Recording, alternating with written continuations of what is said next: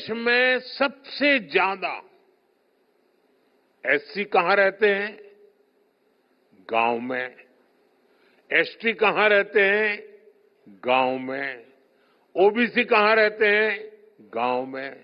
SC हो, ST हो, OBC हो, समाज के तबके के लोग ज्यादा से ज्यादा गांव में ही अपना गुजारा करते हैं। पहले की सरकारों ने इन सभी की आवश्यकताओं की तरफ ध्यान नहीं दिया। A country needs to guarantee quality education to its people.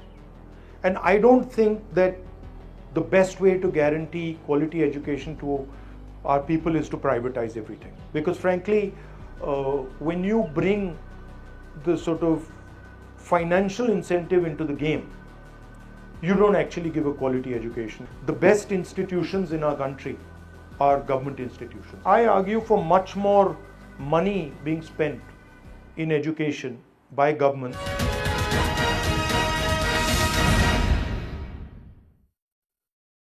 வணக்கம், இது கேள்வி களம்.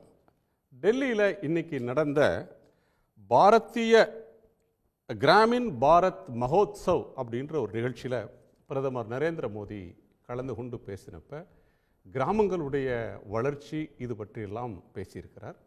அதை தாண்டி அவர் பேசின ஒரு முக்கியமான கருத்து ஜாதியின் பெயரால் விஷ வித்துக்களை பரப்பி சிலர் கிராமங்களில் சமுதாயத்திலேயே அமைதியை சீர்குலைக்க பார்க்கிறார்கள் அப்படின்னு எதிர்க்கட்சிகளை பார்த்து குற்றம் சாட்டியிருக்கிறார்.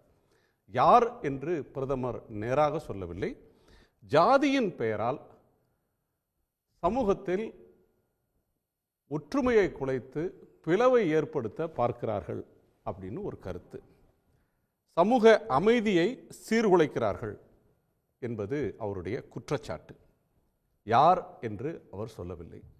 இன்னொரு முனையில் காங்கிரஸ் கட்சியினுடைய தலைவர், இந்தியாவினுடைய எதிர்க்கட்சி தலைவர் திரு ராகுல் காந்தி ஏகலைவனுடைய கட்டை விரலை போல இளைஞர்களுடைய எதிர்காலத்தை பாஜக அரசு அழிக்க பார்க்கிறது என்று அவர் குற்றம் சாட்டியிருக்கிறார். அண்மை காலமாக ஜாதிவாரி கணக்கெடுப்பு அதிகாரத்தில் பிற்படுத்தப்பட்ட தாழ்த்தப்பட்ட மக்களுக்கான அதிகாரம் இல்லை.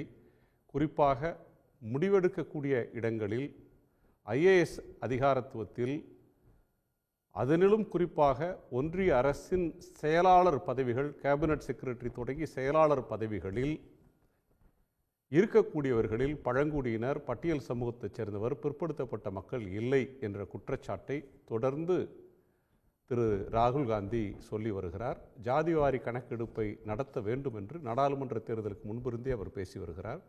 அது தொடர்பாக எந்த கருத்தையும் சொல்லாத பிரதமர் நரேந்திர மோடி இப்போது ஜாதியின் பெயரால் அரசியல் செய்து சமூக அமைதியை சிலர் சீர்குலைக்க முயற்சிக்கிறார்கள் என்று குற்றம் சாட்டியிருக்கிறார். ஜாதியின் பெயரால் மட்டும் சமூகத்தின் அமைதி சீர்குலைக்கப்படுகிறதா? அதுவே மதத்தின் பெயரால் சமூக அமைதியை சீர்குலைக்க யாராவது முயன்றால் அதை யாராவது கண்டிக்கிறார்களா? இது ஒரு முனையில் ஒரு கேள்வி. ஜாதி சங்கங்கள் கூடாது என்பது அவருடைய நிலைப்பாட்டா?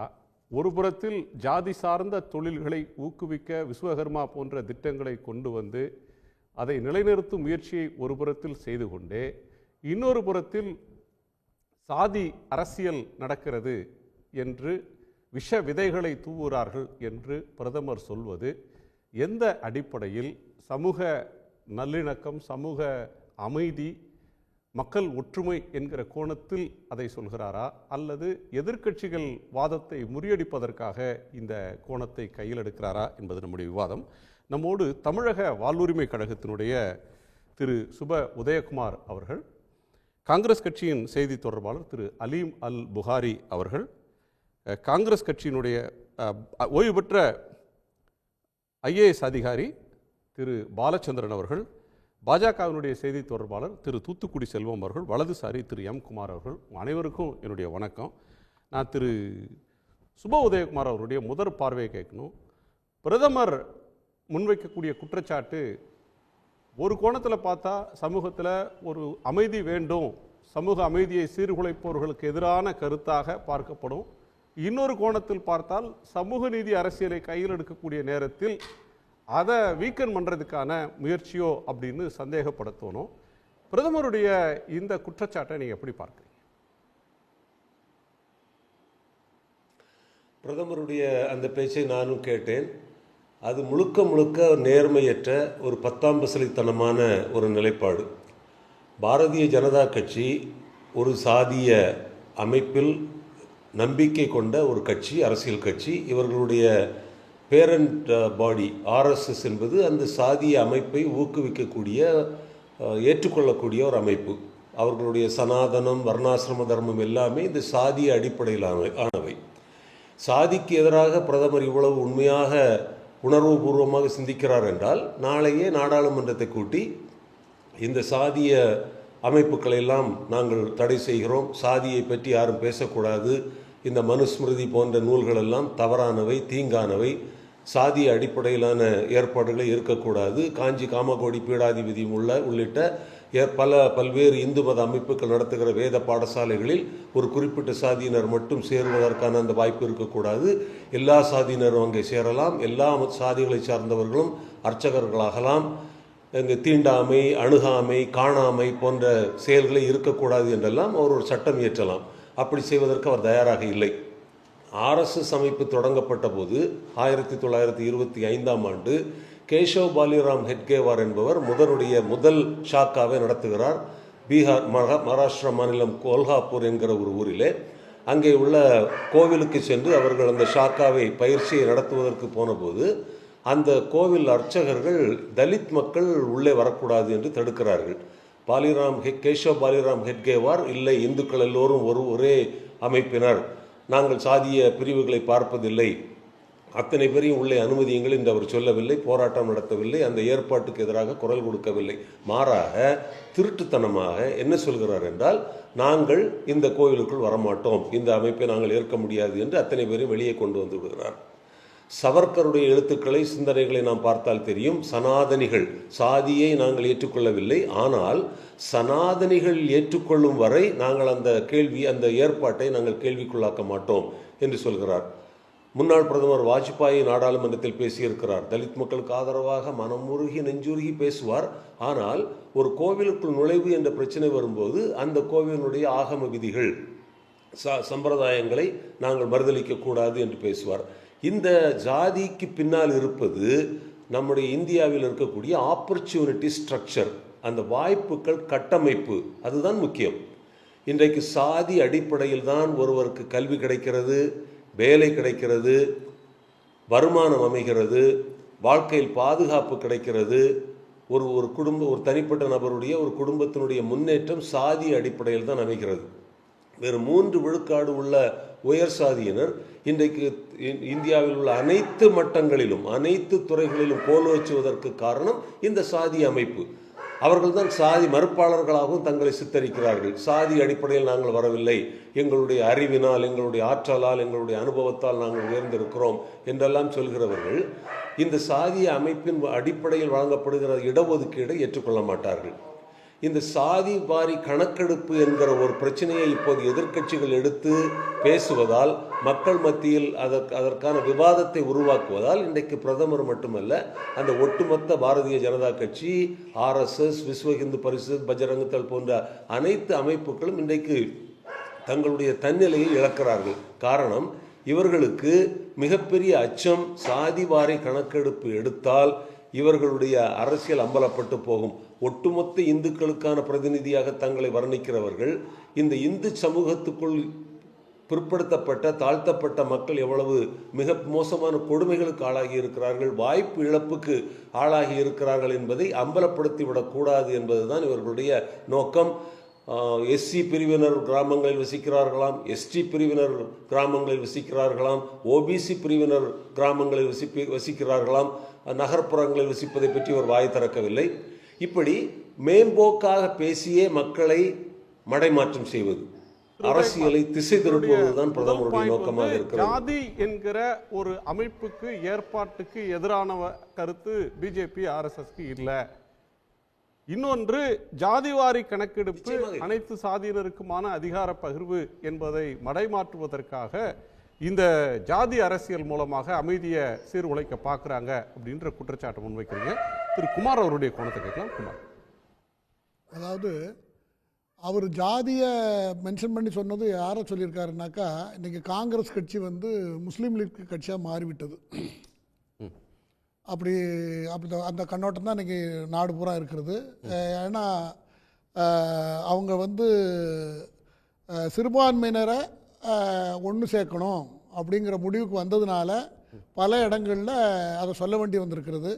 ரெண்டாவது இன்னொரு காரணம் என்னென்னா, விஸ்வகர்மா அது ஜாதிங்கன்னா அது விஸ்வகர்மாவில் கிட்டத்தட்ட 70-75 ஜாதிகள் இருக்கிறது.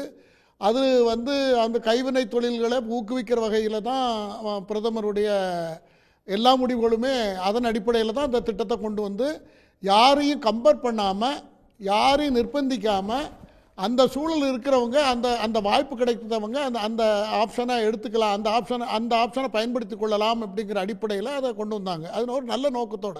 சரி, ஆனால் அதை வந்து இவங்க விமர்சனம் பண்ணதுனால ஜாதி வச்சு இவங்க பண்ணுறாங்கன்னு அவர் சொல்லியிருக்கலாம். அப்படி தான் அது இருக்க முடியும். பிரதமர் வந்து அது தமிழ்நாடு தவிர்த்து காங்கிரஸ் ஆட்சி பண்ணுற மாநிலங்கள்லேயே விஸ்வகர்மாவை ஏற்றுக்கிட்டாங்க. இன்ஃபேக்ட் கேரளாவில் கூட அதை வந்து அமல்படுத்துகிற இடத்துக்கு போயிட்டாங்க. தமிழ்நாடு வந்து கொள்கை நிலைப்பாடை ஒன்று எடுத்து அப்பா தொழிலை பையன் செய்கிறத 18 வயசுலேயே செய்யலாம், நான் மானியம் தரேன்றது ஏற்றுக்கலன்னு முதலமைச்சர் அறிவித்து மாற்று சொல்லியிருக்காங்க. எந்த தொழிலை யாருனாலும் செய்கிற ஸ்கீமை நாங்கள் ஊக்குவிக்கிறோம்னு அவங்க ஒரு ஆல்டர்னேட் கொடுத்துருக்காங்க. அது ஒரு பார்ட்.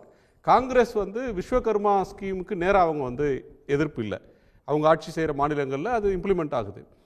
இங்கே வந்து ஜாதியின் பெயரால் சமூக அமைதியை கெடுக்க பார்க்கிறார்கள், விஷ கருத்துக்களை பரப்புகிறாங்கன்னா, இந்த நாட்டில் ஜாதி சங்கம் நடத்துகிறவங்கள சொல்கிறாரா, எதிர்கட்சிகளை சொல்கிறாரா, சமூக நீதி அரசியலை பேசுகிறவங்கள சொல்கிறாரா, யாரை சொல்கிறாரு? எதிர்கட்சிகளை தான்.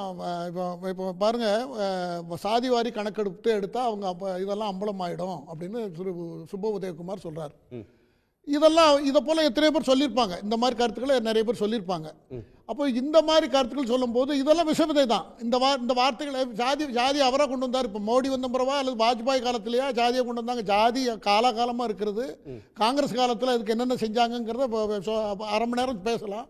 அவ்வளோ தூரம் பண்ணிட்டு இன்னைக்கு வந்து இவங்களுடைய ஸ்டாண்ட் வந்து ஜாதிவாரி கணக்கெடுப்பே கூடாது. என்ன தன்னை ஒரு இடத்துல நான் ஓபிசி, நான் பேக்வர்ட் கிளாஸ்காரன், என்னை வந்து அதனாலேயே மேட்டுக்குடியினர் என்னுடைய வளர்ச்சியை பொறுக்க மாட்டாமல் என்னை விமர்சிக்கிறாங்க, என்னை இழிவாக பேசுகிறாங்க, நீஷின்னு பேசுகிறாங்கலாம் சொல்கிறார் ஒரு பக்கம். பிஜேபியோட ஸ்டாண்டு, திரு மோடி அவர்களுடைய ஸ்டாண்டுன்றது, இந்த அரசாங்கத்தோட ஸ்டாண்டு ஜாதிவாரி கணக்கெடுப்பை நடத்த மாட்டோம்ன்றதா இல்லை. 2011 இவங்க எடுத்தாங்க, ஒரு கணக்கெடுப்பு எடுத்தாங்க. அது அவங்களே வெளியிடலை, காங்கிரஸ் வெளியிடலை. அது ஏன்னு அவங்க இது வரைக்கும் சொல்லவும் இல்லை. தேர்தல் அறிக்கையில் நாங்கள் வெளியிடுவோம்னு சொல்லிட்டாங்க. இப்போ சொல்லியிருக்காங்க. இவங்களும் நாங்கள் வெளியிட மாட்டோம்னு சொல்லலையே, பாஜகவும் நாங்கள் வெளியிடணும்னு தான் சொல்லியிருக்காங்க. அதற்குரிய காலங்கள் இப்போ அதுக்கு ஒரு 2-3 வருஷமாவது ஒதுக்க வேண்டியிருக்கும். முழுசா எல்லா வேலையும் விட்டுட்டு அதை செய்யணும். ஒதுக்குங்க. இல்லை, அதாவது டே டு டே பேசிஸில் ஒரு மணி நேரத்தை கூட வேஸ்ட் பண்ணாமல் இந்த நாட்டை எப்படி முன்னெடுக்கணுங்கிற நோக்கத்தில் பிரதமராக இருக்கட்டும், மத்திய அரசும் செயல்பட்டு கொண்டு இருக்கிறது. இது உலகம் வியக்கத்தக்க முன்னேற்றத்தை போய் கொண்டிருக்கிறது.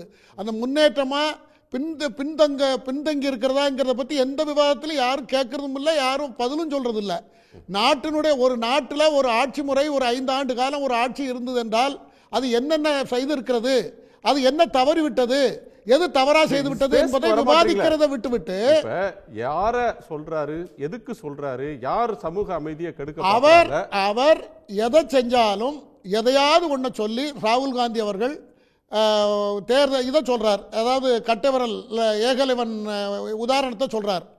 ஏகலைவன் உதாரணத்தை சொன்னார்னா 2005 நம்ம ஒரு பெரிய லிஸ்டே இருக்கு. இந்தியா டுடே வெளியிட்ட அறிக்கை எந்தெந்த காலகட்டத்தில் எவ்வளவு எத்தனை லீக் ஆகிருக்கு, எவ்வளவு பாதிக்கப்பட்டிருக்கு. அந்த கட்சியிலேருந்து வந்தவர் தானே அவர். அந்த உணர்ச்சி கூட அவருக்கு இல்லையே. நம்ம கட்சியிலே இது நடந்திருக்கா, இப்போ நம்ம இதை சொல்லலாமா அப்படின்னு அவருக்கு எண்ணம் இருக்கா? அவர் கட்சியில் இப்போ இதில் சம்மந்தப்படாதவங்க சொன்னால் பரவாயில்ல. காங்கிரஸ் கட்சியில் 2005 2010 2011 இயர் வைஸ் இந்தியா டுடே இப்போ இருக்கு. என்கிட்ட நான் காமிக்கிறேன் எத்தனை பேர் பாதிக்கப்பட்டிருக்காங்கிறதெல்லாம் இருக்கிறது. அப்போ அது எதுவுமே தன் கட்சி காலத்தில், தன் ஆட்சி காலத்தில் நடந்த தவறுகளை பூரா மைண்டில் கூட வச்சுக்காம எடுத்தம் கவுத்தன்னு எல்லாத்தையும் பேசிட்டு இருக்கார். வழக்கம் போல பேசி ராகுல் காந்தியை விமர்சிக்கிற பேச்சு லூஸ் டாக். அது ஆரம்பத்திலேயே உங்கள் கேள்விக்கும் காங்கிரஸ் முஸ்லீம் லீக் ஆயிடுச்சுங்கிற பதிலுக்கும் முழங்காலுக்கும் முட்டைக்கும் உள்ள வித்தியாசம் தான் இது. ஏன் அப்படின்னு சொன்னால் சம்பந்தம் தான். ஏன்னா இது பலமுறை நான் வன்மையாக கண்டிக்கின்ற ஒரு வாசகம். முஸ்லீம் லீக் ஒன்றும் ஆர்எஸ்எஸ் மாதிரி தன்னுடைய வரலாற்றில் தடை செய்யப்பட்ட அமைப்போ கட்சியோ கிடையாது. அப்படி இருப்பதனால் தவறும் கூட கிடையாது. அது தேர்தல் ஆணையத்தால் பதிவு செய்யப்பட்ட கட்சி. இதுவரைக்கும் தன்னுடைய எந்த செயல்பாடுகளுக்காகவும் தடையோ கண்டனங்களோ பெறாத ஒரு கட்சி. அப்படி அந்த கட்சியாக இருக்கிறதுல எந்த தவறும் கிடையாது. ஒன்று. ரெண்டாவது, 1 மணி நேரம் கூட நீங்கள் கேட்குறீங்க, ஒரு முக்கியமான அதிமுக்கியமான இந்த தேசத்தில் முக்கியமான ஒன்று இந்த சாதிவாரி கணக்கெடுப்பு என்பது. அதுக்கு ஏன் நீங்கள் நேரம் செலவிடக்கூடாதுன்னு கேட்டால் 1 மணி நேரம் கூட வேஸ்ட் பண்ண மாட்டாராம். இந்தியா வேர்ல்டு கப்பில் தோத்துருச்சுன்னா லாக்கர் ரூமில் அழையா விருந்தாளியாக உள்ள நுழைஞ்சு அவரிடத்துல போய் பேசுறதுக்கு நேரம் இருக்கக்கூடிய அதே நரேந்திர மோடிக்கு பற்றி எறியக்கூடிய மணிப்பூர், இப்போ தான் லாஸ்ட்டாக அவர் மணப்போம் மன்னிப்போம்ன்ற பாயிண்ட்டுக்கே வந்திருக்கிறார் பைரன் சிங். அங்கே போகிறதுக்கு நேரம் இல்லாத நரேந்திர மோடி இவர் அதிமுக்கியமான விஷயத்தை எப்படி செய்வார் அப்படின்னு நம்ம கேட்டதே அந்த கேள்வியே தவறானது என்று நான் நினைக்கிறேன். அதே போல் இங்கே சாதியை பற்றி பேசும் பொழுது ஒரு நியாயமாக ஒரு பிரதமர் எதை பேச வேண்டும் அப்படின்னா, எப்படிலாம் நாங்கள் தன்னை சாதிய ரீதியாக கொடுமைகளை அனுபவித்தவர்களை எப்படி நம்ம விடுவிச்சோம் அப்படின்னு ஸ்டாட்டிஸ்டிக்கலாக பேசணும். அப்படி பேசணும்னா கணக்கெடுப்பு வேணும், அப்படி சொல்லணும்னா கணக்கெடுப்பு வேணும். ஒன்று, இது ஒரு பக்கம் வச்சுக்கோம். இல்லை, கிராமங்கள் எல்லாம் வறுமை ஒளிந்து விட்டது. பிரதமர் என்ன சொல்றாரு, கிராமத்தில் இருந்த வறுமையோட விகிதம் கணிசமாக என்ன ஸ்டாட்டிஸ்டிக்ஸ், எந்த அந்த ஸ்டாட்டிஸ்டிக்ஸுக்கே வேணுமே சார் சாதிவாரி கணக்கெடுப்பு. அது கணக்கெடுப்பு இருந்தால் தானே யாருக்கு எந்த நிலையில் யார் எப்படி வந்திருக்காங்கன்னு தெரியும். அதுக்கு தான் தலைவர் ராகுல் காந்தி எக்ஸ்ரேங்கிறாரு. உங்களுக்கு கிடைச்சிரும். இப்போ நான் இன்னொன்று கேட்குறேன், இவர் பேசுவது அரசியல் பேச்சு, தலைவர் ராகுல் காந்தி வலியுறுத்தி வருவது. அப்போ அவர் சொல்கிறாரு 2005 2000 அதெல்லாம் முடிஞ்சு போய் ஒரு ஆர்கியூமெண்ட் சேக்குக்கு நான் சொல்கிறேன். அதனால தானே காங்கிரஸை விட்டுட்டு பாஜக ஆட்சி கொண்டு வந்திருக்காங்க. நீங்கள் 11 வருஷமாக இப்போ என்ன செய்ய போறீங்கன்றது தானே பேச்சு. நீங்கள் இது வரைக்கும் என்ன செஞ்சுக்கிட்டு இருக்கீங்கிறது தான் வாதத்துக்கு வரணும். 11 ஆண்டுகளாக ஆட்சியில் இருக்கும் ஒருவரை நோக்கி கேள்வி எழுப்பும் பொழுது 11 வருஷத்துக்கு முன்னால் நீ பண்ணியான்னு கேட்குற கேள்வியை மக்கள் பார்க்குறாங்க. அந்த கேள்விக்கான பதில் மக்கள் சொல்லுவாங்க. அப்போது இப்போ நரேந்திர மோடியுடைய பேச்சில் நியாயம் இருக்கிறதா, அதில் கொஞ்சமாவது நியாயம் இருக்கிறதா அப்படின்னா, அவர் என்ன சொல்றாரு, ஜாதி இதற்கு முன்னாலும் நிறைய பேசியிருக்கிறார். எனக்கு தெரிஞ்ச ஒரே ஜாதி ஏழை ஜாதி தான், பல மீட்டிங்கில் பேசியிருக்கிறார். அப்போ சாதியை பேசவே கூடாது, நான் சாதியை ஒழிக்கணும்னு நினைக்கிறேன். இதே நரேந்திர மோடி 2 பார்ட்டாக இதை பார்க்கணும். சாதிய ரீதியாக மக்களுக்கு ஏற்படக்கூடிய கொடுமைகள் ஒரு பக்கம், இவர் சாதியை பயன்படுத்தவே மாட்டாரா, சாதியை பற்றி சொல்லவே மாட்டாரான்னா, நானே ஓபிசி தானே தேர்தல் வரும்போது சொல்லுவார். அப்போ அவர் சாதியை பயன்படுத்தலையா? கடந்த மகாராஷ்டிரா தேர்தலின் போது ஏக் ஹை தோ சேஃப் ஹை அப்படின்னு பேசி மிகப்பெரிய விமர்சனத்திற்கு உள்ளானார். ஏக் ஹை தோ சேஃப் எங்க போய் பேசினார், ஒன்றாக இருந்தால் நன்றாக இருக்கும் அப்படின்னார். அதான் ஒன்றாக இருந்தால் நன்றாக இருக்கும், நம்ம பாதுகாப்பா இருக்கலாம் அப்படின்னார். எங்க போய் சொல்றாரு அதை அப்படின்னா, ஓபிசிக்கு மத்தியிலே உரை நிகழ்த்தும் பொழுது மராத்தாக்கள் இடஒதுக்கீடு கேட்கிறார்கள், அவர்களையும் ஓபிசியில சேர்க்கணும்னு நினைக்கிறாங்க. மராத்தாக்களை நம்ம சேர்க்க முடியாது, நம்ம ஒன்னா இருந்தா பாதுகாப்பா இருந்துக்கலாம் என்று ஓபிசிக்கு மத்தியிலே சாதிய ரீதியான விஷக்கருத்தை விதைத்த ஒருவர் சாதிக்கு எதிராக பேசுறாரு. எவ்வளவு நகைப்புக்குரியதா இருக்குது. இது நம்பர் 1. மகாராஷ்டிரா தேர்தலுக்கு முன்னால இப்ப நீங்க இங்க எடுத்துக்கிட்டீங்கன்னா, நான் சைனியை நியமிச்சாங்களே முதல்வரா, மக்கள் மன்றத்திலே அறியப்படாத ஒருவர் முதல்வராக எதுக்கு நியமிச்சாங்க? தேர்தலுக்காகவும் தேர்தல் ஆதாயத்திற்காகவும் இவங்க சோசியல் இன்ஜினியரிங் பண்றதுக்காக சாதியை பயன்படுத்தலாம், அது தப்பில்ல. மக்களுக்காக, மக்கள் மத்தியில் எழுந்திருக்கக்கூடிய ஏற்றத்தாழ்வுகளை களைவதற்காக ஒரு சாதிவாரி கணக்கெடுப்பு எடுங்க அப்படின்னு சொன்னா அது தவறாகுது. இதுக்கு முன்னால நீங்க ஏன் செய்யல? தவறுகள் நிறைய செஞ்சிருக்கீங்கல்ல. இதே தலைவர் பிரியங்கா காந்தி இது ஒரு சமூகத்துல அவர் ஒரு கிராமங்கள்ல அமைதி நிலவணும், மக்கள் ஜாதி வேற்றுமைகள்லாம் மறந்து ஒற்றுமையாக வாழணும் அப்படின்ற ஒரு நல்லெண்ணத்துல இந்த கருத்தை சொல்றாருன்னு உங்களால பார்க்க முடியல. அப்ப அவர் எங்க போய் சொல்லணும், முதல்ல யோகி ஆதித்யநாத்தை கூப்பிட்டு ஹத்ராஸில் நடந்த கொடுமைக்கு நியாயம் வாங்கி கொடுங்க, உண்ணாவில் நடந்த கொடுமைக்கு சார் பிராக்டிக்கலா பேசுங்க. இப்ப தலைவர் ராகுல் காந்தி ஹத்ராஸ் போனாரு, தடுத்து நிறுத்தினீங்க. ஏன் தடுத்து நிறுத்துறீங்க? நீங்க எந்த சாதியை பத்தி பேசிட்டு இருக்கீங்களோ அதே சாதிய கொடுமையால் பாதிக்கப்பட்டு விடியக்கால 2 மணிக்கு சட்டத்துக்கு புறம்பாக அந்த பாடி என்ன பண்றீங்க, கிரிமேட் பண்றீங்க. பாடியை எரிக்கலாமா? சம்பந்தப்பட்ட பொதுவாகவே நம்ம உடலை வாங்காம தான் போராட்டம் பண்ணுவோம். அது எதுக்குன்னா, உடலை சம்பந்தப்பட்டவரிடம் ஒப்படைப்பது சட்ட விதி. அந்த சட்ட விதியை மீறி அந்த தலித் இன பெண், தாழ்த்தப்பட்ட இனத்துடைய பெண்ணை தாக்கூர் இனத்தவர்கள் கற்பழித்து விட்டார் என்பதற்காக, சாதிய ரீதியான கட்டமைப்பிற்காகவும் வாக்கு சிதறிவிடக்கூடாது என்பதற்காகவும் அந்த தாழ்த்தப்பட்ட பெண்ணுடைய உடலை எரித்தீர்களே, அதற்கு நியாயம் கேட்டு கடந்த வாரத்தில் ராகுல் காந்தி போகும்போது அவரை தடுத்தீங்களே. இப்ப நீங்க இந்த சாதிய ரீதியாக ஏற்பட்ட ஏற்றத்தாழ்வுகளை பற்றி யோகி ஆதித்யநாத் பாடம் எடுங்க. உண்ணாவிலே ஒரு தலித் பெண்ணை கற்பழித்ததற்காக எம்எல்ஏவை அரெஸ்ட் பண்ணாம இருக்கீங்களா என்பதற்காக அலகாபாத் ஹைகோர்ட் என்ன கேட்டு தெரியுமா? நம்ம நீங்களோ நானோ பேசுவதை விட்டு விடுவோம். அலகாபாத் உயர்நீதிமன்றம் என்ன கேட்டது? The government standard in this case would force the court to declare that law and order has collapsed in this state. ஏன்னா ஒரு எம்எல்ஏ நீ அரெஸ்ட் பண்ண மாட்டேங்கிறீங்க, நாங்க சொல்றோம் கைது பண்ண சொல்லி, இன்னும் நீங்க ஒரு ஸ்டேட் வந்து கைது பண்ண மாட்டேங்குது. அதற்கு காரணம் என்ன? சாதி தானே காரணம். மத்திய பிரதேசத்திலே ஒரு இளைஞன் மீது சிறுநீர் கழிச்சீங்களே அவன் தலைமையில, இன்னொருவனை லாரியில கட்டி இழுத்துட்டு போனீங்களே, இந்த கொடுமையெல்லாம் சாதிக்காக தானே பண்ணீங்க. இதெல்லாம் நீங்க ஆளுகின்ற மாநிலத்தான் நடக்குது. நீங்க சொல்ற அந்த கோணத்துக்கு வந்தா நான் சொல்றேன், சாதிய ரீதியான கட்டமைப்புகளால் பாதிக்கப்படுவர்களை காப்பாற்றுவதற்காக இதை பேசுறாரு அப்படின்னு எடுத்துக்கிட்டாலும் அதான் அந்த விக்டிம் சப்ஜெக்ட் நான் சொன்னேன். விக்டிம்களுடைய பாதுகாப்புக்காக அதை பேசுறாரு என்றாலும் அதை ஏற்றுக்கொள்ள முடியாது. அரசியல் ரீதியா ஏதோ ஒரு புரட்சி பண்ண பேசுறாரு அப்படின்னா அப்படி பேசக்கூடிய அடிப்படை எந்த உரிமையும் பிரதமர் நரேந்திர மோடிக்கு கிடையவே கிடையாது. ஏன் அப்படின்னா இந்த மகாராஷ்டிரா தேர்தலே மையப்படுத்தி சென்றதே ஓபிசிகளை மையப்படுத்தி தான். அப்போ ஒரு பிரதமர் ஏகை தோ சேஃபைன்னு பேச முடியுமா? நாட்டை துண்டாட பார்க்கிறாருங்கிறாரு, பட்டேங்கே தோ கட்டேங்கன்னு யோகி ஆதித்யநாத் பேசி அதை கண்டித்ததே அசோக் சவான் தான் பிஜேபியில, அதை கண்டித்ததே அஜித் பவார். இது வந்து அம்பேத்கருடைய கொள்கையின்படி நடக்கிற நாடு, இங்க யோகி ஆதித்யநாத்துடைய பேச்சு எடுபடாது அப்படின்னு.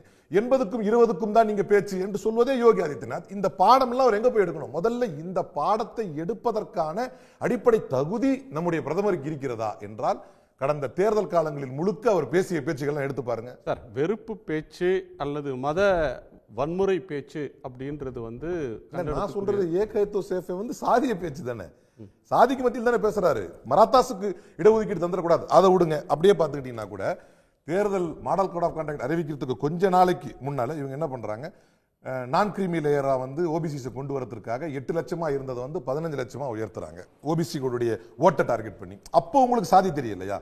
ஓபிசிகளுடைய ஓட்டை வந்து அப்படியே அலுங்காம குலுங்காம அந்த மொத்த ஓட்டை எடுத்துடணும் என்பதற்கு நீங்க சாதியத்தானே மையப்படுத்துறீங்க.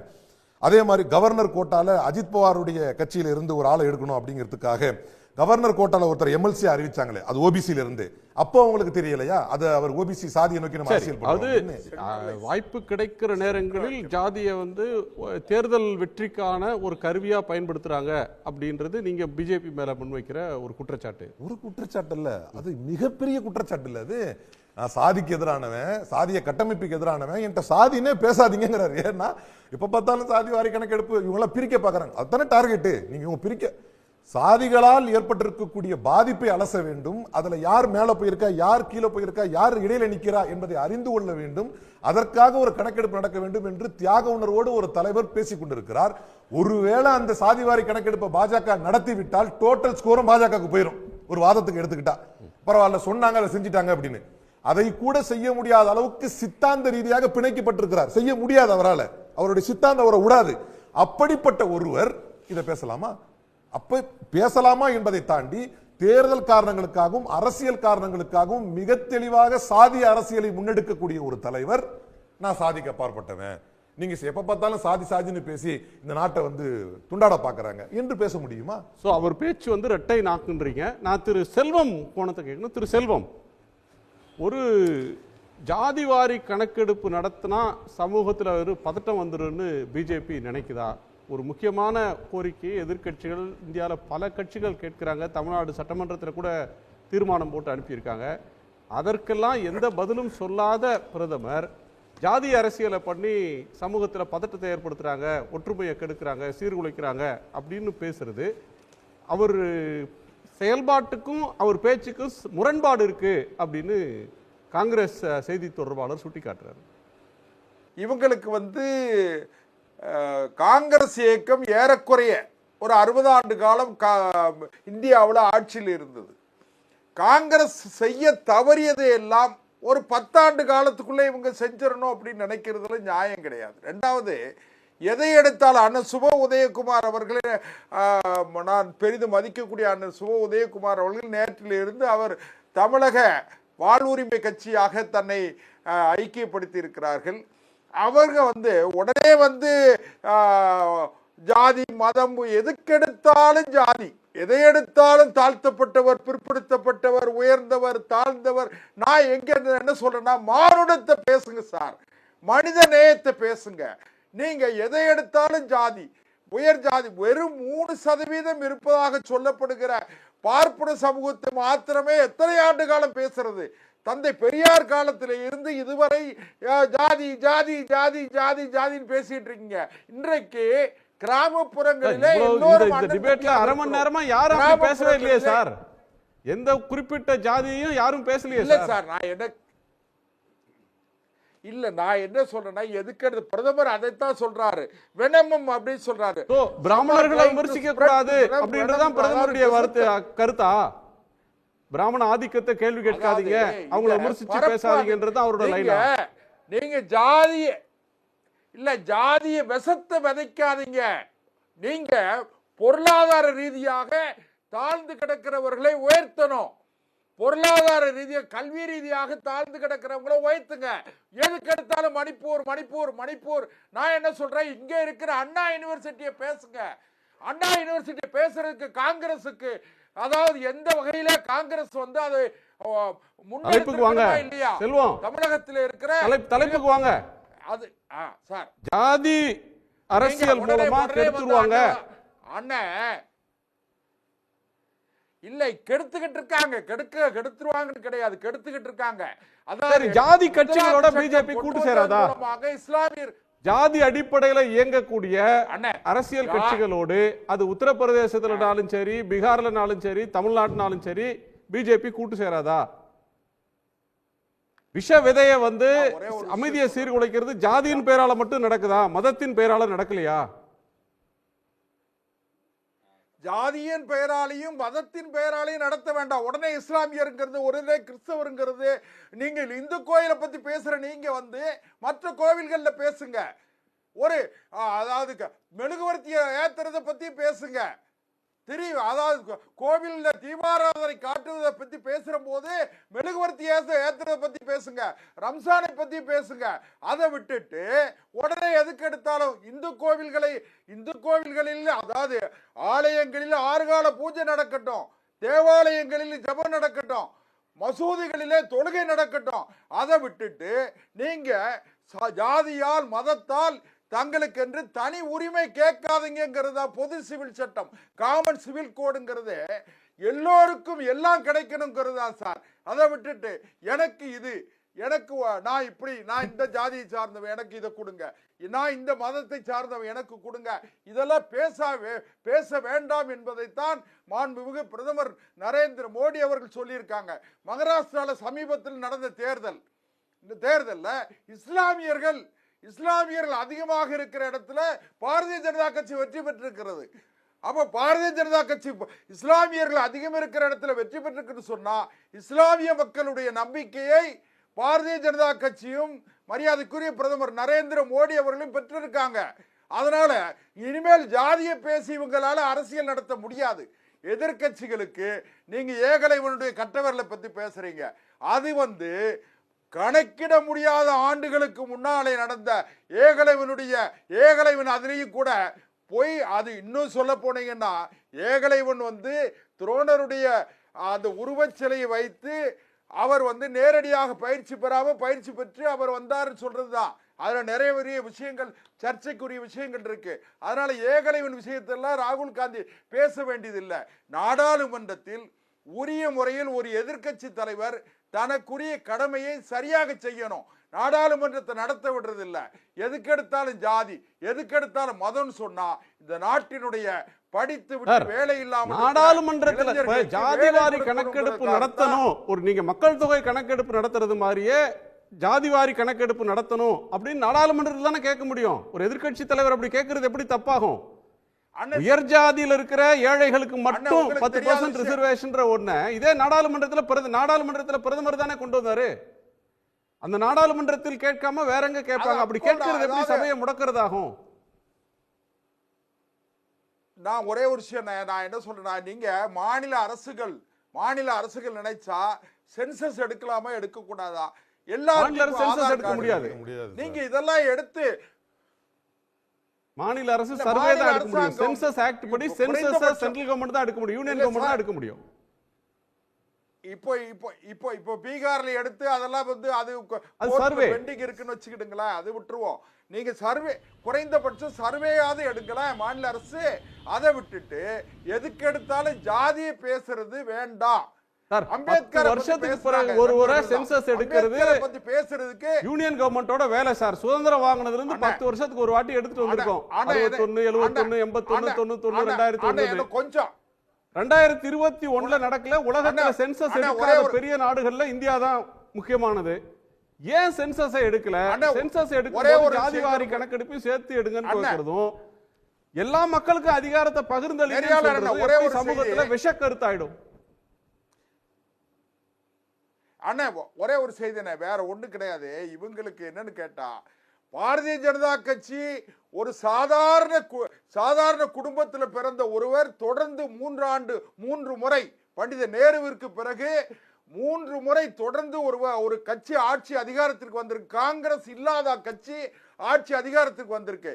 இவங்க அம்பேத்கரை பத்தி பேசுறாங்களே, அம்பேத்கர் அவர்கள் பண்டித நேருவுடைய அமைச்சரவையில சட்ட அமைச்சராக இருந்து காங்கிரஸ் கட்சியால் ஏற்படுத்தப்பட்ட அவமானத்தின் காரணமா அவர் ராஜினாமா செஞ்சாரு. பம்பாயில இந்து மகாசபைக்காரங்க சார், அவர் கொண்டு வந்த இந்து கோட் பில்லுக்கு எதிராக பிரச்சனை பண்ணவங்க பழைய சனாதனிகளும் இந்து மகாசபா ஆட்கள். நம்ம அது இன்னொரு விவாதத்துக்கு போறோம். திரு பாலச்சந்திரன் சாரோட கருத்தை கேட்டுறேன். திரு பாலச்சந்திரன் சார், ஒரு முக்கியமான பத்தி பேசுறதுக்கு காங்கிரஸுக்கு எந்த தார்மீகமும் கிடையாது. சரி, திரு பாலச்சந்திரன் சார், ஜாதி அப்படின்ற ஒன்றுக்கு 2000 வருஷத்துக்கு மேல வரலாறு இருந்தாலும் இன்னைக்கு வரலையும் அது ஒரு கோர் இஷ்யூவா இந்தியன் பாலிடிக்ஸ்ல இருந்துகிட்டு இருக்கு அப்படின்றதுக்கு இன்னைக்கு பிரதமர் பேசியிருக்கிற கருத்து முக்கியமான ஒன்றுன்னு எடுத்துக்கிறதா? இதுவரையிலும் இவ்வளவு அழுத்தம் திருத்தமா ஜாதியை முன் வச்சு அவர் பேசினதில்லை. இதுல அவர் ஸ்பெசிபிக்கா சொல்றாரு, ஜாதியின் பேரால் ஒரு விஷத்தை பரப்புறாங்க அப்படின்றாரு. காங்கிரஸ் இன்னைக்கு நேர்மையாக பேசுகிறாங்க. காங்கிரஸுடைய கொள்கைகள் 1947 எப்படி இருந்ததோ அதே மாதிரி இன்றைக்கி இருக்க முடியாது. 1947 இந்தியாவை ஒருமைப்படுத்துறது தான் முக்கியமான கொள்கையாக இருந்தது. பிரின்சிலி ஸ்டேட்ஸு, ட்ரைபல் ஏரியா எல்லாத்தையும் பிரிட்டிஷ் இந்தியா கூட சேர்த்து இண்டிபெண்டன்ட் இந்தியாவை கொண்டு வரணுங்கிறது தான் முக்கியமான நோக்கமாக இருந்தது. இன்றைக்கி அதை பற்றி பேச முடியுமா? அப்போ திட்டம்னு சொல்லி பிளானிங் கமிஷன் சொல்லி போட்டபோது விவசாயத்துக்கு உரிய இடம் கொடுத்தாங்க, இண்டஸ்ட்ரிக்கு இன்னும் கொஞ்சம் உரிய இடம் கொடுத்தாங்க. இப்படி பார்த்துக்கிட்டே போகும்போது சோஷியல் டிஸ்பாரிட்டிஸ் வளர்ந்துக்கிட்டே போகுது, அது குறையலை அப்படிங்கிறத பார்த்தாங்க. இன்றைக்கி ராகுல் காந்தியும் கார்கேயும் ரொம்ப தெளிவாக இருக்காங்க. எது இந்தியாவை வளர்ச்சியை நோக்கி இட்டு செல்லும்? இந்தியாவின் வளர்ச்சி என்பது இந்தியாவில் உள்ள சில பேரின் வளர்ச்சியாக மட்டும் இருக்கக்கூடாது, அது எல்லோருடைய வளர்ச்சியாகவும் இருக்க வேண்டும் அப்படின்னு சொல்லி பார்த்தா, அப்போ ஒருங்கிணைந்த வளர்ச்சி வேணும்னா அதுக்கு சில மாடல் இருக்கிறது. இன்றைக்கி தமிழ்நாடு, கேரளாலாம் அப்படிப்பட்ட மாடல். அவங்க 40-50 வருஷமாக இந்த ஒருங்கிணைந்த வளர்ச்சியை நம்பினாங்க, அப்படி செயல்பட்டாங்க. சில மாநிலங்கள் செயல்படலை. இந்த 2 குழுக்களுக்கு இடையில் உள்ள வித்தியாசத்தை பார்க்கும்போது இன்னைக்கும் இனிமேலும் இந்தியா முற்ற முழுக்க உயர வேண்டும் என்றால் அதற்கு இந்தியாவில் உள்ள அனைவருக்குமான வாய்ப்புகள் சமமாக அளிக்கப்பட வேண்டும் அப்படின்னு நினச்சி இவங்க பேசுகிறாங்க. இதில் பாரதிய ஜனதா கட்சி எப்படி பேசுகிறாங்கன்னா, அவங்க ஹிப்போக்ரிட்டிக்கலாக பேசுகிறாங்க. எலெக்ஷன் சொல்லி வந்தால் சரி ஜாதி குழுமங்களோட ஒப்பந்தம் போட்டுக்குவாங்க. இன்றைக்கி பிரதம மந்திரி சொல்லியிருக்காரு, இவங்க எங்கே இருக்காங்க எஸ்சி, எங்கே இருக்காங்க எஸ்டி, எங்கே இருக்காங்க ஓபிசி, எல்லாரும் கிராமத்தில் இருக்காங்கன்னு சொல்கிறாருல. எந்த அடிப்படையில் சொல்கிறாரு? எந்த புள்ளி உரத்துடைய அடிப்படையில் சொல்கிறாரு? அப்போ எஸ்சி எங்கே இருக்காங்க, எஸ்டி எங்கே இருக்காங்க, ஓபிசி எங்கே இருக்காங்கலாம் அரசுக்கு தெரிஞ்சிருக்கிறது இல்லை. ஏன் அதை வெளியில் கொண்டு வரதில் தயக்கம்? திரும்ப திரும்ப இந்த தப்பான தகவல்களை சொல்லி மக்களை ஏமாத்திக்கிட்டே இருக்க முடியாது. மக்களுடைய வருமானம் 3 மடங்கு உயர்ந்திருக்கிறதுன்னு சொல்லியிருக்காரு. அதை கொண்டு வந்தது பாரதிய ஜனதா கட்சி. ஆமா, அந்த பழங்குடியினத்தை சேர்ந்தவருக்கு பார்லிமெண்ட்ங்கிறதுக்கான டெஃபினிஷன் என்னுடைய நண்பருக்கு தெரியுமா?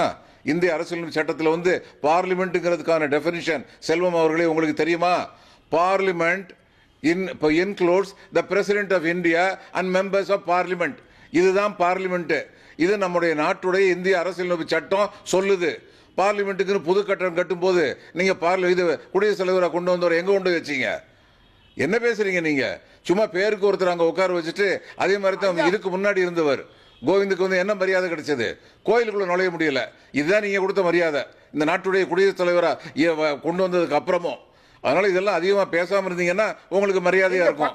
பேச போனா நீங்க எப்படி நடத்துறீங்கிறது எல்லாருக்கும் தெரியும். விழுப்புரத்துல கோவிலுக்குள்ள போக முடியல. அண்ணாவின் பேரை சொல்லக்கூடிய விழுப்புரத்துல கோயிலுக்குள்ள போக முடியலன்னா அதை நாங்க ஆதரிக்க போறதில்லை. விழுப்புரத்துல கோயிலுக்குள்ள போக முடியலன்னா நாங்க அதை ஆதரிக்கிறது இல்லை. அதைத்தான் நாங்கள் திரும்ப திரும்ப சொல்றோம்.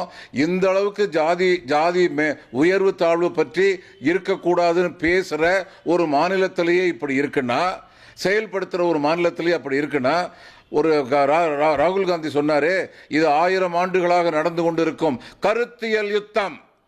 அதுதான் இன்னைக்கு நடந்துகிட்டு இருக்கு. இன்னைக்கு அந்த கருத்தியல் யுத்தம் கூர்மைப்பட்டுச்சு. ஒரு காலத்தில் காங்கிரஸில் உள்ள ரைட் ஆஃப் சென்டர் வலதுசாரிகளும் பிஜேபியில் உள்ள வலதுசாரிகளும் எலெக்ஷனில் போட்டி போட்டுக்கிட்டு இருந்தாங்க. யார் வந்தாலுமே வலதுசாரிகளுடைய ஆதிக்கம் அங்கே இருந்தது. இன்னைக்கு அந்த நிலைமை மாறுதுன்னு ஒன்றும் முடியலை. பதறீங்க.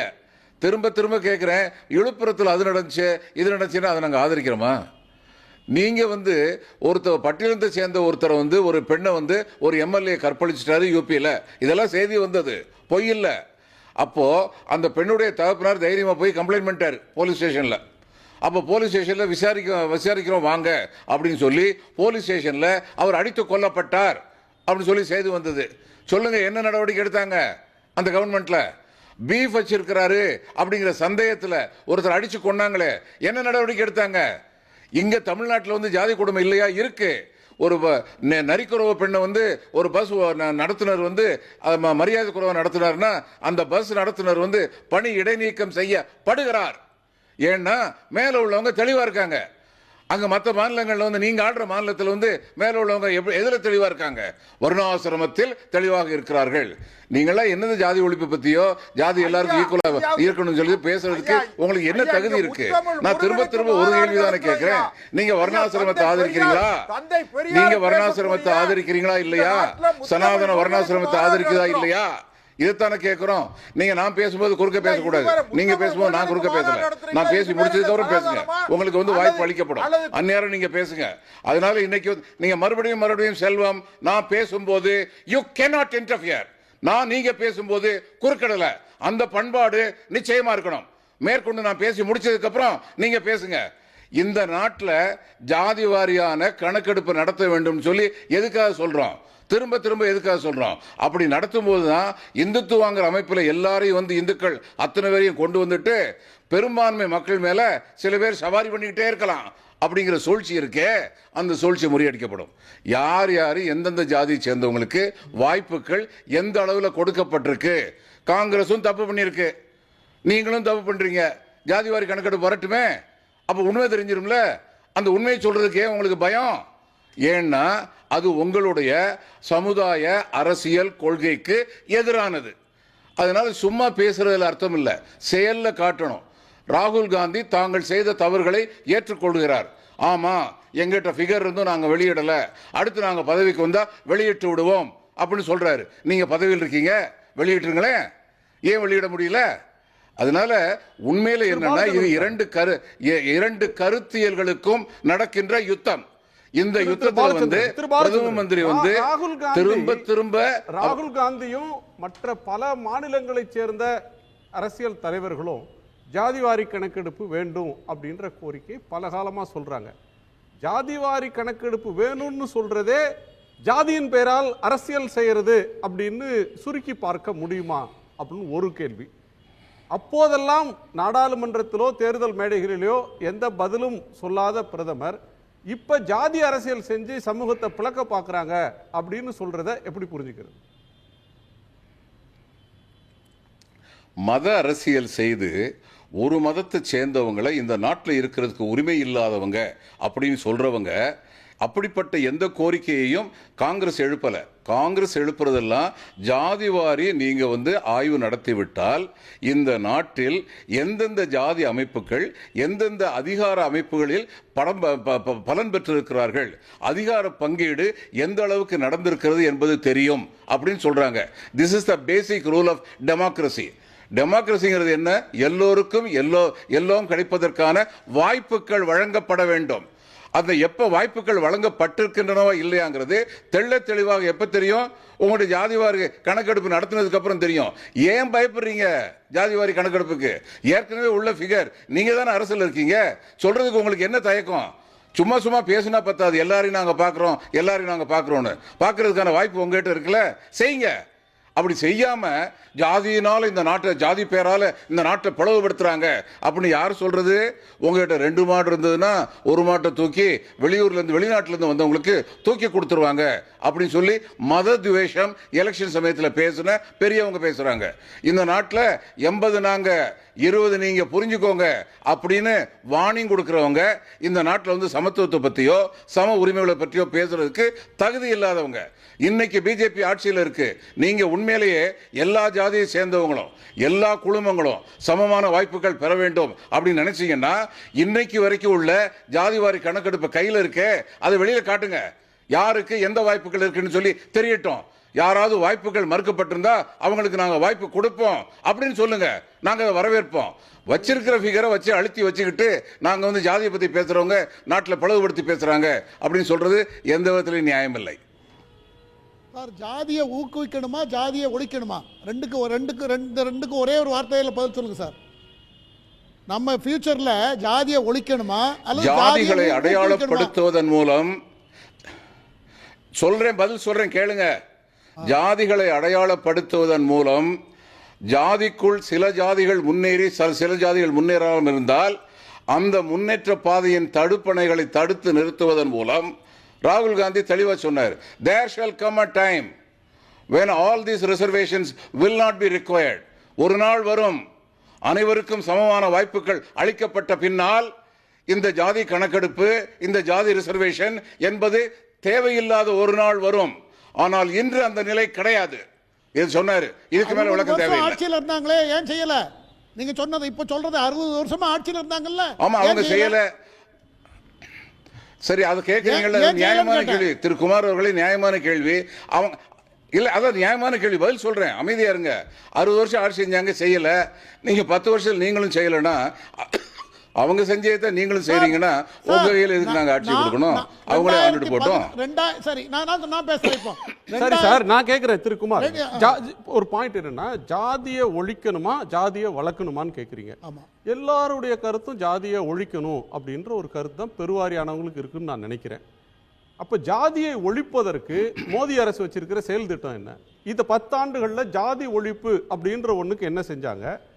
எந்த ஸ்டேட்லயும், அதாவது அப்பர் காஸ்ட்டுக்கு 10% கொடுத்த பிஜேபி எந்த மாநிலத்திலேயாவது ஓபிசி ரிசர்வேஷனை 27% 1% ஏற்றிருப்பாங்களா? மக்கள் தொகை அதிகம்னு சார், 1949 அண்ணல் அம்பேத்கர் ஏற்ற அரசியல் சட்டத்தில் ரிசர்வேஷன் கொடுத்த காலத்திலிருந்து 52லேருந்து இந்த சட்டம் அமுலுக்கு வந்ததுலேருந்து இத்தனை வருஷம், கிட்டத்தட்ட 50-60 வருஷம் ரிசர்வேஷனை எல்லா ஜாதியும், பிராமணர்கள் அல்லாத, மேற்ஜாதி அல்லாத எல்லா ஜாதியிலும் அனுபவிக்கல. இல்லை, எல்லா ஜாதி இல்லை, மேல் ஜாதியினர், ரிசர்வேஷன் இல்லாத ஜாதியினர். நான் இப்போ போன வாரத்தில் முந்தா நாள் ஒரு கட்டுரை வந்தது சார் ஹிண்டுல. இந்தியாவில் இருக்கிற எல்லா ஐஐடி விவரங்களையும் எடுத்து போட்டு எத்தனை பேர் அதுல வந்து ஹெச்ஓடியா இருக்காங்க, ப்ரொஃபஸரா இருக்காங்க, அசோசியேட் ப்ரொஃபஸரா இருக்காங்க. இல்ல சார், இடஒதுக்கீடு இல்ல ஒரு நிமிஷம் எஸ்சி எஸ்டி ரிசர்வேஷன் 70 வருஷம் இருந்தாலும் இன்னைக்கு வரலையும் எத்தனை ஐஐடியோட டைரக்டர்ஸா எஸ்சி வந்திருக்காங்க? அந்த இடஒதுக்கீடே முழுமையாக நிரப்பப்படவில்லைன்றது ஒரு முக்கியமான குற்றச்சாட்டு. நீங்க சொல்ற காரணம் என்ன? நீங்க என்ன நினைக்கிறீங்க? நான் உங்களை வாய்ப்பு தர மாட்டாங்க, தடுக்கறாங்க. வாய்ப்புங்கிறது சர்வதேச அளவுல எஜுகேஷன் சிஸ்டத்துல என்னென்ன யாழ்ஸ்ட்ரீக் வச்சிருக்காங்களோ அந்த யாழ்ஸ்ட்ரீக்கை ஃபுல்ஃபில் பண்ணனா அவங்க யாராலும் இப்படி கேக்குறேன் சார். நேரா வந்து சுப்ரீம் கோர்ட் எடுத்துக்கங்க, இந்தியாவோட ஹை கோர்ட்ஸ் எடுத்துக்கங்க. இந்தியாவில் இருக்கிற மொத்த ஹை கோர்ட்ல, சுப்ரீம் கோர்ட்ல எத்தனை தலித் ஜட்ஜ் இருக்காங்க, எத்தனை ஓபிசி ஜட்ஜ் இருக்காங்க? 90% 80ல இருந்து ஒரு சிங்கிள் டிஜிட்ல இருக்கிற ஒரு செக்ஷன் 80% இருக்காங்க. அது எப்படி சாத்தியம்? அப்ப வந்து ஓபிசி எஸ்சி எஸ்டில ஜட்ஜ் ஆகிறதுக்கான தகுதி உள்ளவர்கள் இல்லையா? சார் குணசேகரன் சார், நீங்க மூத்த பத்திரிகையாளர், மிகச்சிறந்த எல்லா விஷயங்களையும் ஆழமா நுணுக்கமா ஆய்வு செய்யக்கூடியவர். நான் உங்கள்கிட்ட என்ன கேட்கிறேன்னா, நீங்க நேர போஸ்டுக்கு போகாதீங்க. போஸ்டுக்கு முறை போறது சார், ஏன் போக கூடாது? ஏன் போக கூடாது? போஸ்டுக்கு தகுதியோட போணும். என்ன தகுதி இல்ல? இது இன்னும் டேமேஜிங். நீங்க சொல்றது இன்னமும் டேமேஜ். இல்ல என்ன உள்ள பேச அனுமதிக்க விடுங்க தயவு செய்து. இல்ல நான் கேட்கிறது இல்ல சார், இல்ல ஸ்பெசிஃபிக்கா சொல்லுங்க சார். ஸ்பெசிஃபிக்கா சொல்லுங்க சார். கல்வி நீங்க அதை விட்டு தாகாதீங்க. நான் ஸ்பெசிஃபிக் வரேன். நான் ஸ்பெசிஃபிக்கா சென்னை ஹை கோர்ட்ல 10 வருஷத்துல எத்தனை பேர் உள்ள வந்திருக்காங்க அப்படின்னு ஒன்னு எடுத்து, அதுக்கு என்ன காரணம் நினைக்கிறீங்க? ஆட்சியாளருடைய பிரெஃபரன்ஸ் அதெல்லாம் நிறைய இருக்கு. நான் ஸ்பெசிபிக் கேக்குறேன் சார். நீங்க உள்வாங்கவே மாட்டீங்க. மெரிட்ல தான் எல்லாரும் வராங்க சார். உள்வாங்கவே மாட்டீங்க. அந்த பாயிண்ட்க்கு தான் சார் நான் வரேன். சுப்ரீம் கோர்ட் ஜட்ஜா அப்பாயின்ட் பண்றாங்களே, சுப்ரீம் கோர்ட் ஜட்ஜஸ் அதுல வக்கீல்ல இருந்தும் பண்றாங்க, எலிவேஷன்லயும் போறாங்க. இதுல 75 வருஷத்துல எத்தனை பிசி போனாங்க, எத்தனை எஸ்சி போனாங்க? இன்னைக்கு இருக்கிற கம்போசிஷன்ல 65 ஜட்ஜி 70 ஜட்ஜஸ்ல 2 பேர் 3 பேர் கூட இல்லையே அப்படின்னு கேட்டா மெரிட் இல்லன்றீங்க. அப்ப இந்தியால வந்து ஓபிசி வக்கீல்களுக்கு எஸ்சி எஸ்டி வக்கீலுக்கு மெரிட்டே இல்லையா? நீங்க சொல்ற சார் அப்போ அதுல ஊழல் நடக்குதுன்றீங்களா? வாய்ப்பு மறுக்கப்படுதுன்ற டைவர்சிட்டி இல்லங்கற என்ன காரணம்னு சொல்லுங்க. நீங்க அந்த காரணத்தை காஸ்ட் பிரெஜுடிஸ் ஜாதிய கட்டமைப்பு எப்படி சார் வருது? காஸ்ட் பிரெஜுடிஸ் சார் கட்டமைப்பு அங்க வரல. அதுதான் நீங்க ஒரு நிமிஷம் உதயகுமார் குறுக்கிடுறார். ஒரே செகண்ட். ஜாதிய கட்டமைப்பு அங்க வரல. உதயகுமார் குறுக்கிடுறார். ஒரு செகண்ட். திரு உதயகுமார், அதாவது கல்வித்துறையாக இருக்கட்டும், நீதித்துறையாக இருக்கட்டும், காவல்துறையாக இருக்கட்டும், நிர்வாகத்துறையாக இருக்கட்டும், எந்த துறையை எடுத்துக்கொண்டாலும் அதிகாரம் வர்க்கம் ஒரு எடுத்துக்காட்டு, ஒரே ஒரு எடுத்துக்காட்டு, ஒன்றிய அரசினுடைய அமைச்சகங்களில் உள்ள சீனியர் ஆஃபீஸர்ஸ் அதில் எத்தனை பேர் தலித் இருக்கிறாங்க, எத்தனை பேர் ஓபிசி இருக்கிறாங்க, அவ்வளோவெல்லாம் நீங்கள் போக வேண்டியதில்லை. பக்கத்தில் இருக்கக்கூடிய உங்கள் ஊரில் இருக்கக்கூடிய கோர்ட்டுக்கு போங்க, போலீஸ் ஸ்டேஷனுக்கு போங்க, உங்கள் ஊரில் இருக்கக்கூடிய ஏதாவது சாதாரண அலுவலகத்துக்கு போங்க, அங்கே எத்தனை சிறுபான்மையினர் இருக்கிறாங்க, எத்தனை தலித் இருக்கிறாங்க, எத்தனை பெண்கள் இருக்கிறாங்கன்னு பாருங்கள். இந்த ஒட்டுமொத்த நாட்டையே ஒரு குறிப்பிட்ட 3 விழுக்காடு உள்ள ஒரு சமூகம் இன்றைக்கு கட்டி பிடித்து தங்களுடைய கட்டுக்குள் வைத்திருக்கிறது. இதை கேள்விக்குள்ளாக்குறதுக்கு தான் நாங்கள் வந்து என்ன கேட்குறோம், சாதி வாரி கணக்கெடுப்பு வேணும். அதாவது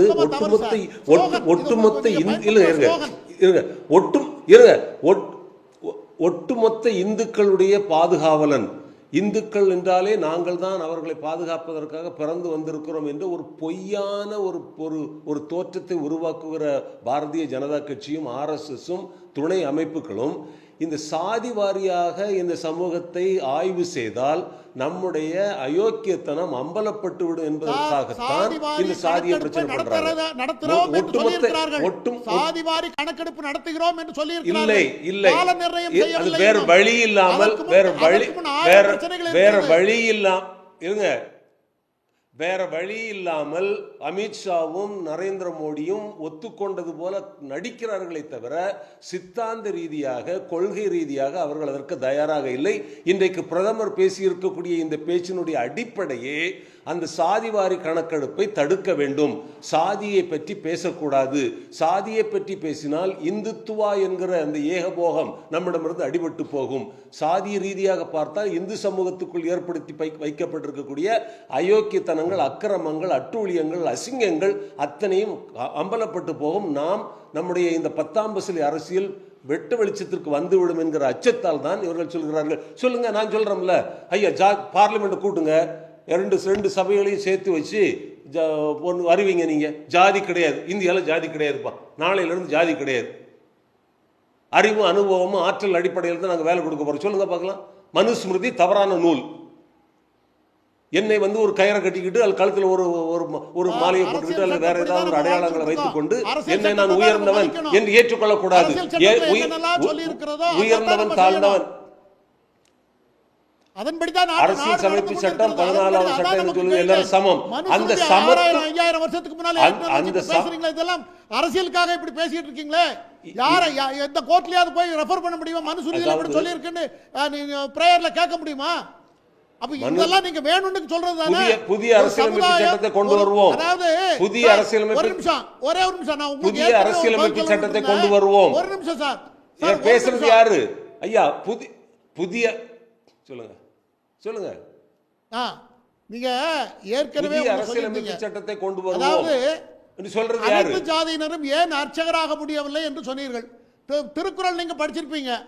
26வது அதிகாரத்தில் 26வது திருக்குறள்ல என்ன, புலால் மறுத்தல்ல என்ன சார் சொல்லியிருக்கிறது? புலால் மறுத்தல்ல என்ன சொல்லியிருக்கிறது? அந்த புலால் மறுத்தல, அதாவது புலால் மறுத்தல்ல சொல்லியிருக்கிற விஷயத்தை நீங்க படிச்சீங்கன்னா 10 செயலையும் படிச்சு பார்த்தீங்கன்னா அதுக்கு உட்பட்டவன் தான் அந்த இந்து மதத்துடைய கோட்பாடு அப்படித்தான் இருக்கிறது. அனைத்து உயிர்களுக்கும் திருக்குறள் இந்து மத நூல் இல்ல சார். சார் திருக்குறள் இந்து மத நூல் இல்ல. திருக்குறள்ல எந்த மதத்தையும் சொல்லல. நான் அத சொல்லவே இல்ல. நான் அது இந்து மத நூல். நீங்க அனைத்து ஜாதியினர் அர்ச்சகராக இருக்கும் திருக்குறள்ல இருக்கிறதுக்கும் புலால் உண்ணாமைக்கு என்ன சார் சம்பந்தம்? திருக்குறளுக்கு என்ன சம்பந்தம் இருக்கு? ஏன்னா அது இந்து மத நூல் நான் சொல்லல. திருக்குறள்ல புலால் மறுத்தல்ல இல்ல அதுல இருக்கிறது தான் அர்ச்சகருக்கு வருதுன்றீங்க. எதுக்கு அத சொல்ல வரேன்னா அவர் கேட்டார், அதுக்காக சொல்றேன். அது என்ன சொல்ல வரேன்னா சுருக்கமா நேரம் இல்ல. புலால் மறுத்தல்ல என்ன சொல்லியிருக்கு? ஐயா, இறைவன் என்பது அனைத்து எல்லா உயிர்களுக்குமானது. அவங்க அதை எல்லா உயிர்களையும் பாதுகாக்கக்கூடிய அரவணைக்கக்கூடிய தன்மை உள்ளது. அதை பூஜிக்கிறவங்க அதை உண்ணாம இருக்கணும் அப்படிங்கறத சொல்லியிருக்கு. அதுதான் அர்ச்சகராக முடியாதுங்கிறதுக்கு அதுதான் காரணம். புலால் பிரச்சனையே அது இல்ல சார். புலால் மறுத்த புலால தொடமாட்டேன் அப்படின்னு சொல்ற மற்ற பிராமணர் இல்லாத எல்லாரையும் அலோவ் பண்றாங்களா? அதுதான் அதுக்குரிய முறைய அந்த அதுக்குரிய முறை. வெஜிடேரியன் அங்க அளவுகோல் இல்ல சார். வெஜிடேரியன் அங்க அளவுகோல் இல்ல. மீட் ஈட்டரா அது நடிப்பாங்களே தவிர அவ்வளவு ஈஸியானது இல்ல. அது ஈஸியான விஷயம் இல்ல. அவ்வளவு தூரம் இல்ல புலால் சாப்பிடாம போறது அவ்வளவு ஒண்ணும் கெட்ட விஷயம் இல்ல. அது சைவம் சாப்பிடுறது தான் உயர்ந்தது, தூய்மை. அதுவும் இல்ல, அதுவும் ஹம்பக் தான். அப்படின்னு எந்த மதத்திலும் சொல்ல முடியாது. அதுதான் சனாதனம், அதுதான் வர்ணாசிரம தர்மம். அடிப்படையுடைய கோர் இஷ்யூவை எவ்வளவு 1 நிமிஷம் 1 மினிட்ல எவ்வளவு மறைக்க பார்த்தாலும் அது முடியாது. தலைவர் ராகுல் காந்தி ஏகலைவன் கதையை சொன்னதிலையும் ஒரு அர்த்தம் இருக்கிறது. ஒரு குறிப்பிட்ட சாதியில் பிறந்தான் என்பதற்காக அவன் வில்லம்பு எய்துவிடக் கூடாது என்று எந்த சதியின் மூலமாக அவன் கட்ட விரல கேட்டாங்களோ அந்த அடிப்படையில் தான் இன்றைக்கு குறிப்பிட்ட சாதியில் பிறந்தவர்கள் நீதிபதிகள் ஆகக்கூடாது, அரசு அதிகாரத்தில் இருக்கக்கூடாது என்று தொடர்ந்து நடப்பதை அம்பலப்படுத்தணும் அப்படின்னு சொன்னா அதுக்கு சாதிவாரி கணக்கெடுப்பு வேணும் என்பதுதான் தலைவர் ராகுல் காந்தியுடைய கருத்து. அதே போல 60 ஆண்டு காலமாக இவங்க செஞ்சுட்டாங்க அப்படின்னா உங்களுடைய பிளானா நீங்க என்ன வச்சிருக்கீங்க? இப்ப வந்தீங்க 10 வருஷத்துல இதை நடைமுறைப்படுத்துவதற்கு உங்களுடைய திட்டமா நீங்க என்ன வச்சிருக்கீங்க? வந்ததும் வராதுமா இது வரைக்கும் 10 ஆண்டு கால பாஜகவுடைய சாதனை. பாபர் மசூதி இடத்துல போய் ராமர் கோயில் கட்டுவதற்கு உங்களுக்கு நேரம் இருக்கிறது. வக்ஃப் அமெண்ட்மென்ட் பில்லை கொண்டு வந்து இவ்வளவு பெரிய புயலை கிளப்பி அதை ஜேபிசிக்கு அனுப்புறதுக்கு உங்களுக்கு நேரம் இருக்கிறது. ஆனால் இந்தியாவுடைய மிக முக்கியமான பிரச்சனையாக இருக்கக்கூடிய சாதிவாரி கணக்கெடுப்பை பத்தி நடைமுறைப்படுத்துவதற்கும் அதை செய்ய போறங்கிறதுக்கும் உங்கள்கிட்ட என்ன திட்டம் இருக்குது? யூசிசி பத்தி சொன்னார், சம்பந்தமே இல்லாத ஒரு உதாரணம் தான்.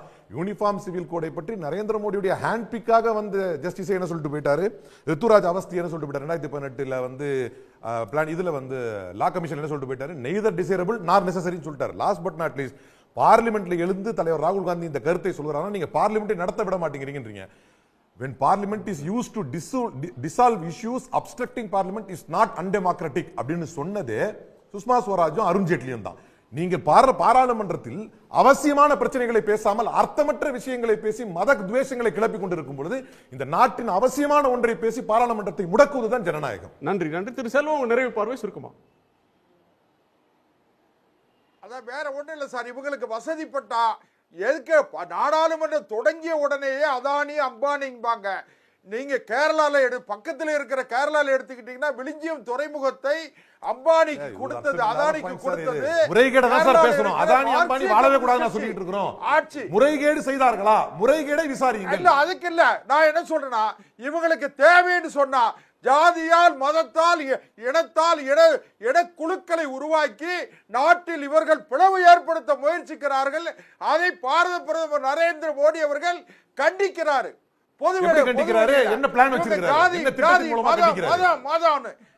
அதனால இவங்களுக்கு ஜாதிவாரி கணக்கெடுப்பு நடத்தினா மதமும் இல்லாத நன்றி சார் தேவைப்படும்போது நடத்துவாங்க.